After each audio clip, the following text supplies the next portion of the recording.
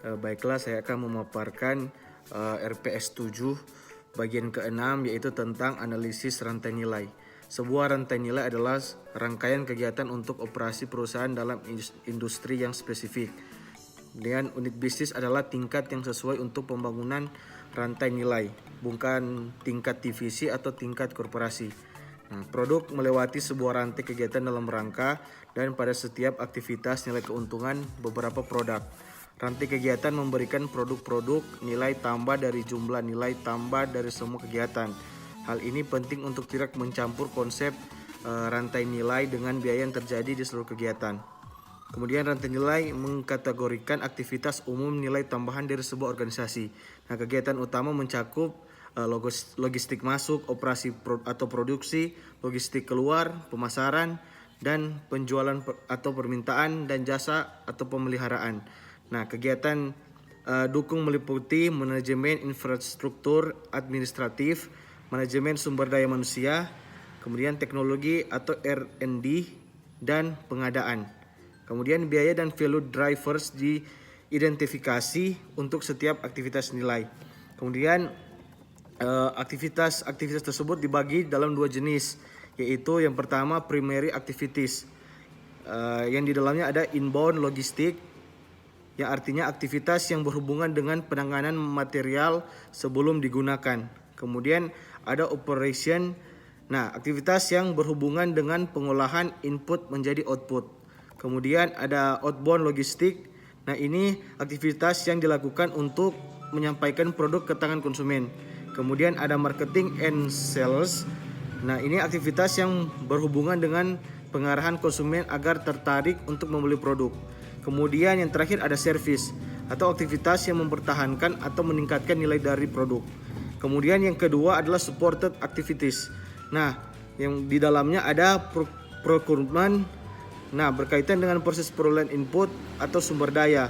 Kemudian human resource management, di dalamnya pengaturan SDM mulai dari perekrutan, kompensasi, sampai pemberhentian. Kemudian ada technological development atau pengembangan peralatan, software, hardware, produser di dalam transformasi produk dari input menjadi output. Kemudian ada infrastruktur, terdiri dari departemen atau fungsi-fungsi dalam hal ini akuntansi keuangan, perencanaan, GM dan sebagainya, di mana mereka melayani kebutuhan organisasi dan mengikat bagian-bagiannya menjadi sebuah kesatuan. Kemudian ada 6 fungsi bisnis rantai nilai. Yang pertama penelitian dan pengembangan. Kemudian yang kedua ada desain produk, jasa atau proses. Kemudian yang ketiga ada produksi. Kemudian yang keempat adalah pemasaran dan penjualan. Kemudian yang kelima distribusi.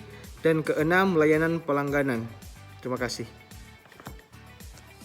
Terima kasih buat kesempatan yang diberikan. Saya Fitko Ango akan memaparkan tentang RPS 6 dengan penjelasan tentang matriks evaluasi faktor internal atau EFI.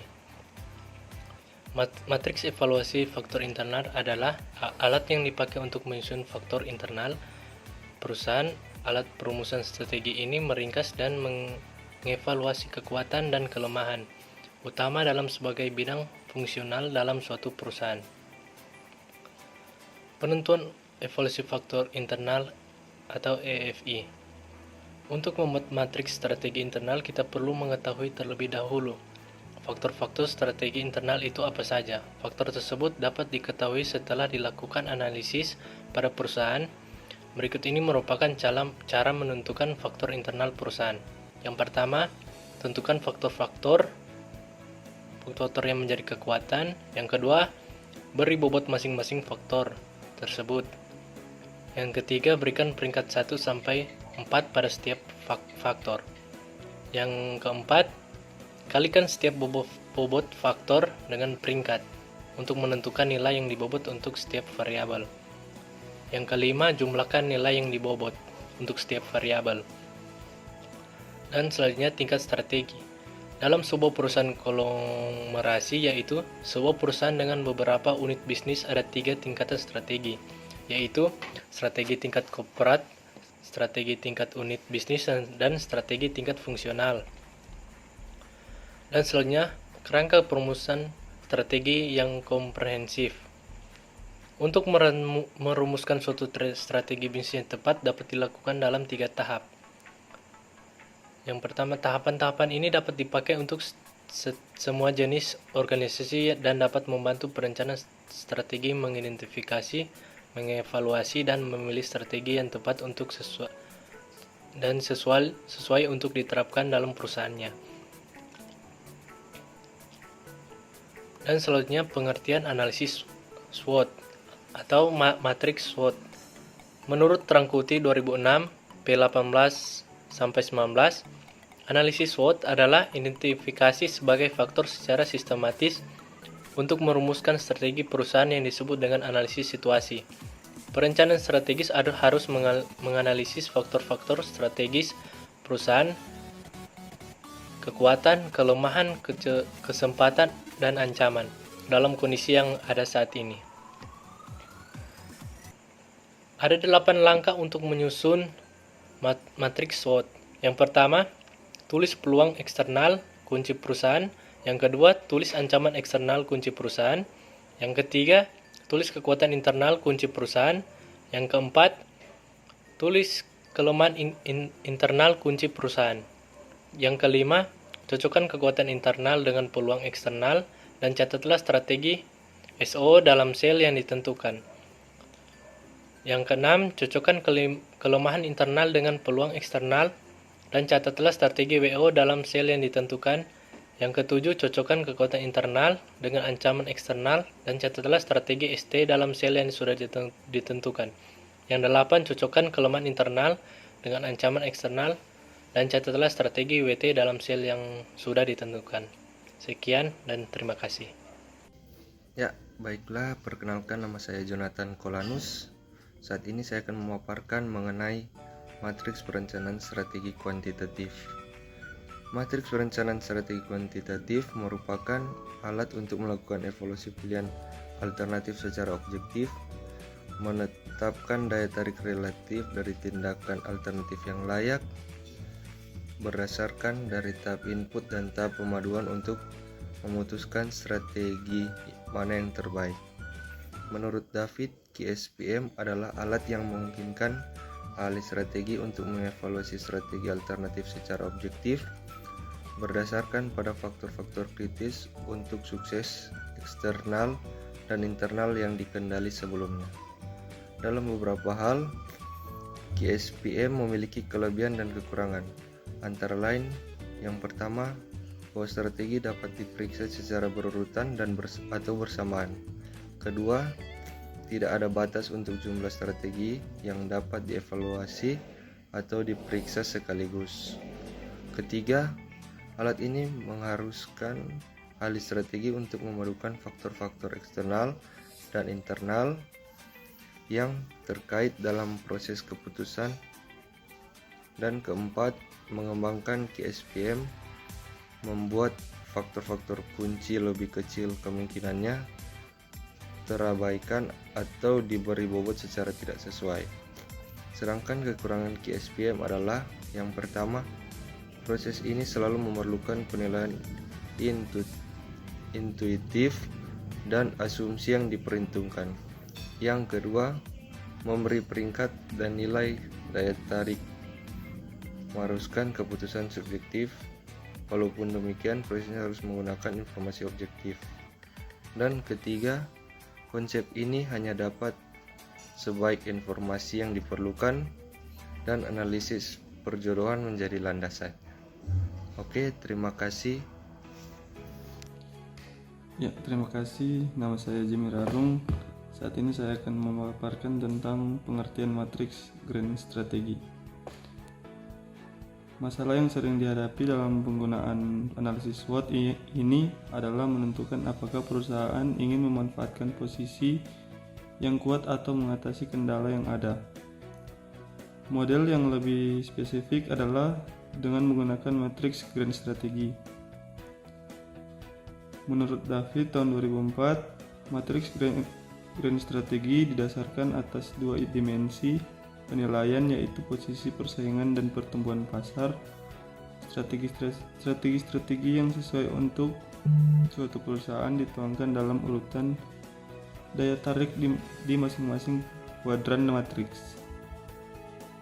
Perusahaan yang berada di kuadran matriks strategi besar berada dalam posisi matriks strategi yang baik sekali. Untuk semua perusahaan ini, konsentrasi terus-menerus pada pasar saat ini. Penetrasi pasar dan pengembangan pasar dan juga pengembangan produk merupakan strategi yang tepat.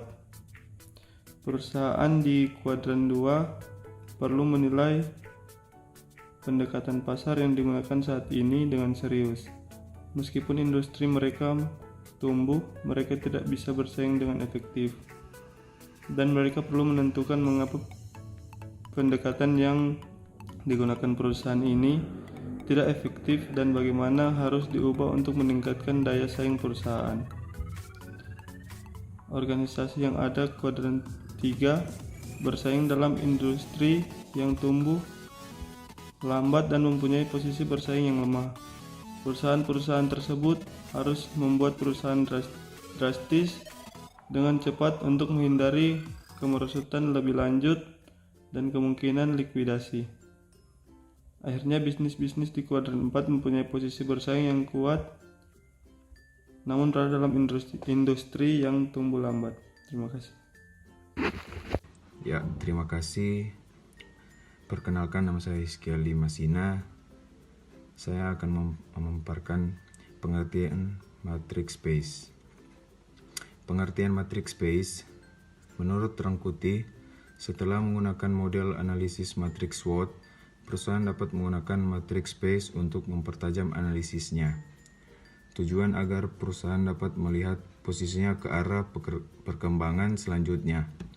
Berdasarkan matrix space, analisis tersebut dapat memperlihatkan dengan jelas garis vektor bersifat positif baik untuk kekuatan keuangan KU maupun kekuatan industrinya.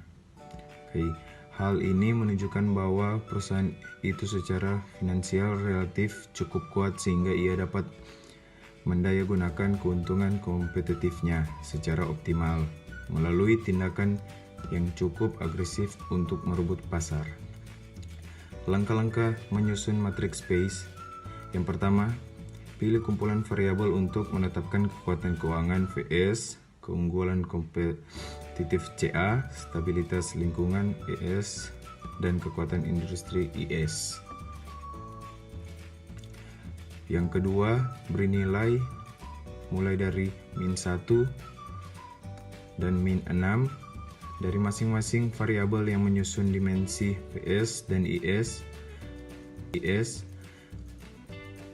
Yang ketiga, menghitung nilai rata-rata VS, CA, IS, dan ES. Keempat, menggambarkan titik nilai rata-rata VS, CA, IS, dan ES. Yang kelima, tambahkan 2 nilai rata-rata pada sumbu min X dan min Y. Tambahkan titik resultannya pada sumbu X dan Y. Yang keenam, gambar vektor arah dari matrix space dengan membuat garis antara titik 0. Jika panas suatu perusahaan terletak pada kuadran agresif, maka perusahaan berada di posisi baik untuk memanfaatkan kekuatan internalnya. Oleh karena itu strategi intensif, strategi integrasi, atau kombinasi dapat dipakai tergantung pada permasalahan spesifik perusahaan. Jika arah tanda panah lebih rendah di sebelah kiri pada kuadran defensif, perusahaan harus fokus meningkatkan hal yang masih lemah dan menghindari ancaman eksternal. Jika arah tanda panah lebih rendah di sebelah kanan pada kuadran kompetitif, berat menunjukkan strategi kompetitif. Matriks BCG adalah perangkat strategi untuk memberi pedoman pada keputusan alokasi sumber daya berdasarkan pangsa, pasar, dan pertumbuhan UBS. Ya, sekian dan terima kasih.